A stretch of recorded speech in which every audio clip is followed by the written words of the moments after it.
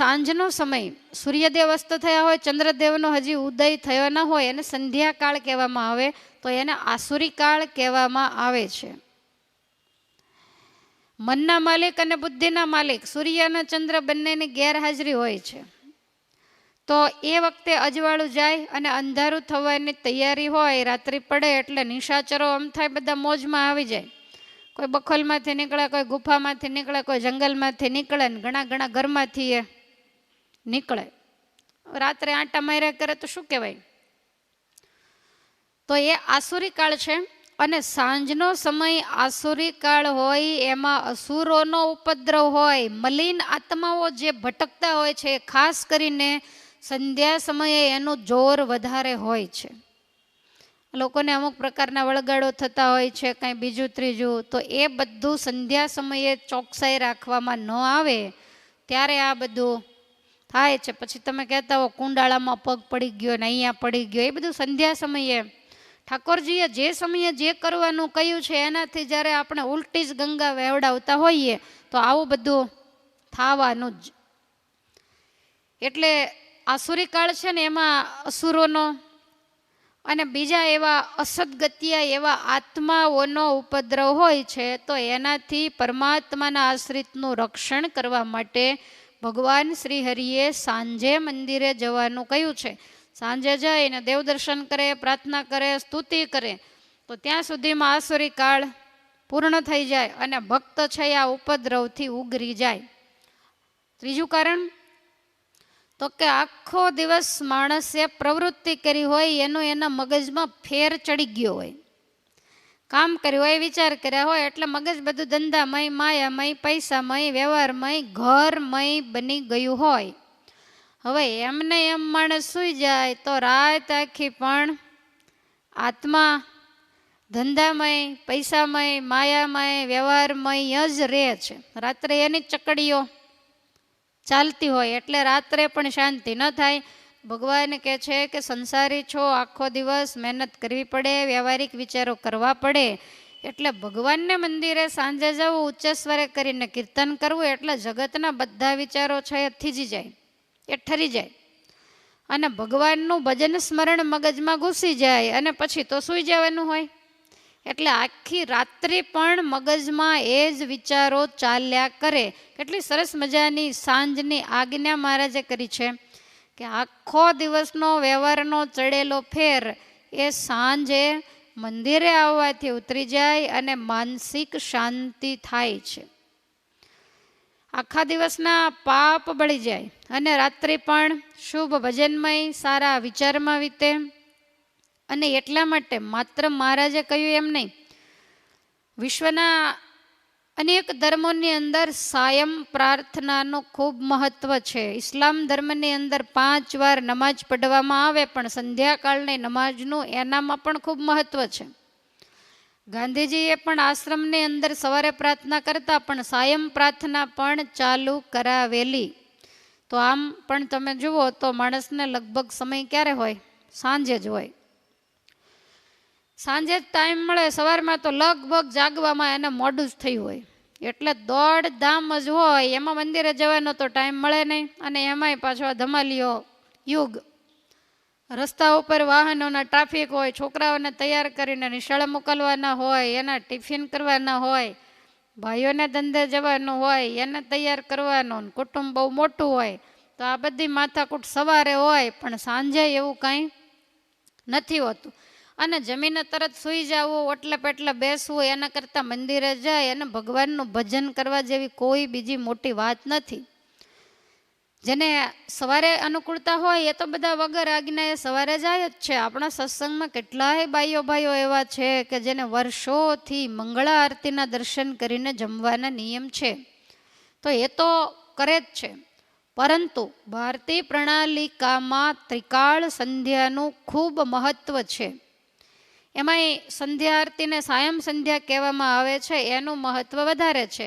એટલે સાંજે દેવ મંદિરમાં જવું, અર્થાત સંધ્યા આરતીમાં જવું, અને મંદિરમાં જઈ ભાવપૂર્વક પ્રાર્થના, કીર્તન વગેરે કરવા. કદાચ સંજોગો વશાત સંધ્યા આરતીમાં ટાઈમે ન પહોંચાય તો થોડા મોડા પહોંચો તોય પણ સાંજની વાત મહારાજને વધારે ગમે છે. કેમ કે ઘણી વખત ધંધાર્થીઓ હોય તો એ સંધ્યા સમયે ન પહોંચી શકે, ખેડૂતો હોય તો એ પણ સમયે ન પહોંચી શકે, એટલે ઘેર આવી સાંજનો વાળું પાણીનો પ્રોગ્રામ પૂર્ણ કરી અને પછી મંદિરે જાય. ત્યાં સંધ્યા આરતી તો પૂરી થઈ ગઈ હોય, પણ મહારાજે નિત્ય નિયમ, ચેષ્ટા વગેરેના નિયમો પ્રવર્તાવ્યા છે. રાત્રિના સમયે પણ થોડી કથા વાર્તાઓ પણ થતી હોય, એટલે ધૂન કીર્તન ચાલતા હોય ને એની અંદર એકાદ કલાક બેસી જાય તો એને અંતરમાં મહાન શાંતિ થાય.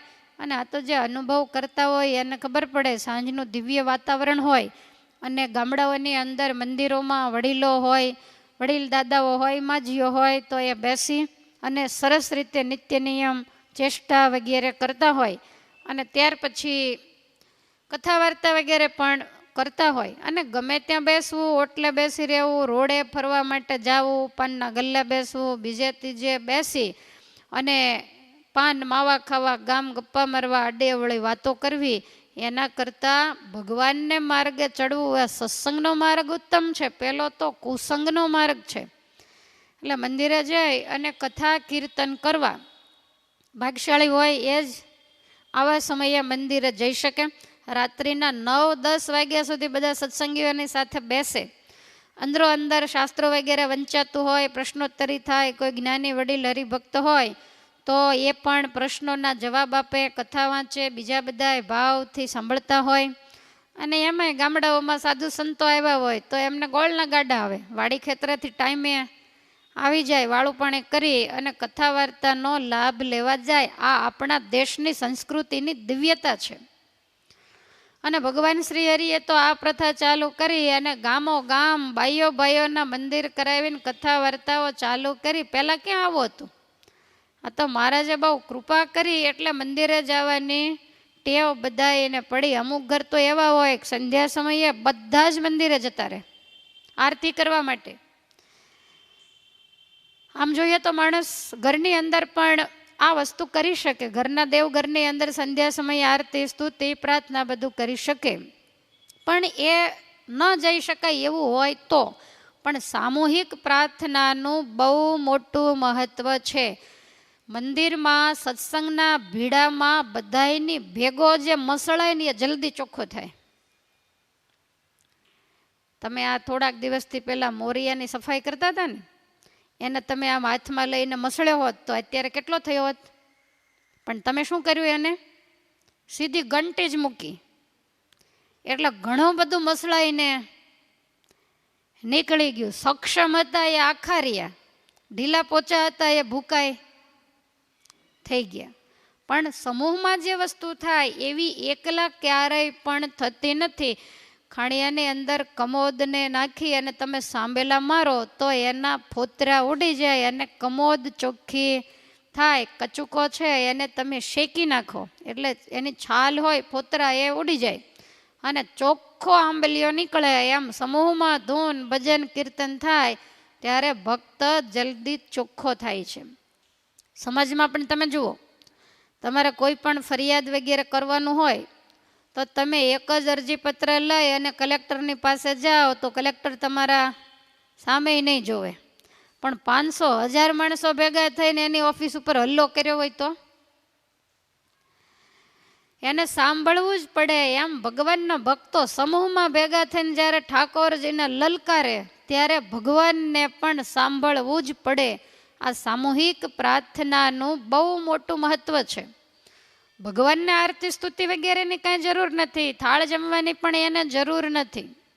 પરંતુ ભક્તના હૃદયમાં ભાવનાની દ્રઢતા થાય, ભગવાન સાથેનો દ્રઢ સંબંધ દિન પ્રતિદિન વધતો જાય, ભગવાનમાં હેત વધે, મહિમા વધે. એના માટે આ બધું કરવું જરૂરી છે. નહીં કે ભગવાન માટે.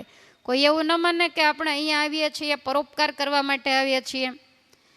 ઘણા તો એવું જ સમજતા હોય કે આરતી કરવામાં અમુક માણસો જાય એટલે ક્રિયા પૂરી થાય. કરવી જ પડે આરતી. સંધ્યા સમય થાય એટલે દેવને આરતી વગરના ન રખાય. જો આમાં આપણે આખી ભાવના ફરી જાય છે. આપણે ઠાકોરજી માટે નહીં, આપણા શ્રેય માટે આરતી કરવાની છે. ઘરમાંથી એક વડીલ હોય એ મંદિરે જઈને આરતી કરી આવે એટલે આખા ઘરનું કામ પૂરું. પછી બા મંદિરે ગયા હોય બા આવીને જમીન સૂઈ જાય, બીજા એમનેમ સૂઈ જાય? બધાએ પોતપોતાનું સ્વતંત્ર ભોજન કરવું જ પડે છે. એટલે જેને આવો મહિમા નથી એને એટલી જ ખબર હોય કે આરતી થઈ ગઈ એટલે કામ પૂરું થયું, અને પછી એ લોકો તો જ્યાં ત્યાં બેસી અને પોતાનો વ્યર્થ સમય ગુમાવતા હોય છે. બીજી ત્રીજી પ્રવૃત્તિઓમાં પણ જોડાયેલા રહેતા હોય છે. તો એમાં નુકસાન ઠાકોરજીને નથી, કાંઈ આરતી સ્તુતિ પ્રાર્થના નૈવેદ્યની જરૂર એને નથી. આ બધું કરી અને આપણે એનામાં જોડાવાનું છે, આપણે આપણું કલ્યાણ કરવાનું છે. માટે જે ભક્તો આ બધું ભાવથી કરે છે એના ઉપર ભગવાનની ખૂબ પ્રસન્નતા ઉતરે છે.